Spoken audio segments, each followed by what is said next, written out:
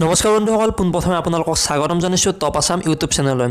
গুৱাহাটীত পোনপ্ৰথমবাৰৰ বাবে হ'বলৈ গৈ আছে ফিল্মফেয়াৰ এৱাৰ্ড 2020 বৰ্ষত 15 ফেব্ৰুৱাৰীৰ পৰা অৰ্থাৎ শনিবাৰে ফিল্মফেয়াৰ এৱাৰ্ড হ'বলৈ গৈ আছে ইন্দিৰা গান্ধী এথলেটিক ষ্টেডিয়াম গুৱাহাটীত।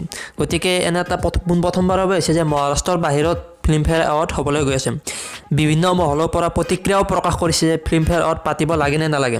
গতিকে অসমৰ অভিনেতা অভিনেত্ৰীসকলে মত পোষণ কৰিছে যে ফিল্মফেয়াৰ এৱাৰ্ড পাতিলে অসমৰ একো লাভ নহ'ব। জয়ন্ত মল্ল যি বিজেপিৰ পৰ্যটন ক্ষেত্ৰৰ বিধায়ক, তেওঁ কৈছে যে ফিল্মফেয়াৰ এৱাৰ্ড পাতিলে অসমৰ লাভ হ'ব। মই এইটো ক'ব বিচাৰিছোঁ যে ফিল্মফেয়াৰ এৱাৰ্ড পাতিলে অসমৰ কি লাভ হ'ব। যদিহে অসমক ৰিপ্ৰেজেণ্ট কৰা হয়, ফিল্মফেয়াৰ এৱাৰ্ডত অসমৰ কিছু কথা দেখুওৱা হয়, তেতিয়াহ'লে ফিল্মফেয়াৰ এৱাৰ্ডত নিশ্চয় সাফল্য হ'ব, অসমৰ পৰ্যটন ক্ষেত্ৰ নিশ্চয় আগবাঢ়িবলৈ সক্ষম হ'ব।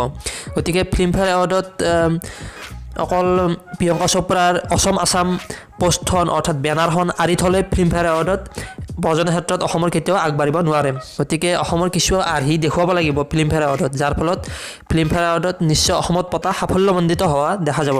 গতিকে মইতো আশা কৰিছোঁ যে ফিল্মফেয়াৰ এৱাৰ্ডত অসমৰ কিছু বস্তু দেখুওৱা হ'ব, যাৰ ফলত অসমক ৰিপ্ৰেজেণ্ট কৰা হ'ব, যাৰ ফলত অসমৰ উন্নতি হ'ব। গতিকে আপোনালোকে কি ভাবে, ফিল্মফেয়াৰ এৱাৰ্ড পাতিলে অসমৰ লাভ হ'ব নে লোকচান হ'ব? তলত কমেণ্ট কৰি জনাবচোন।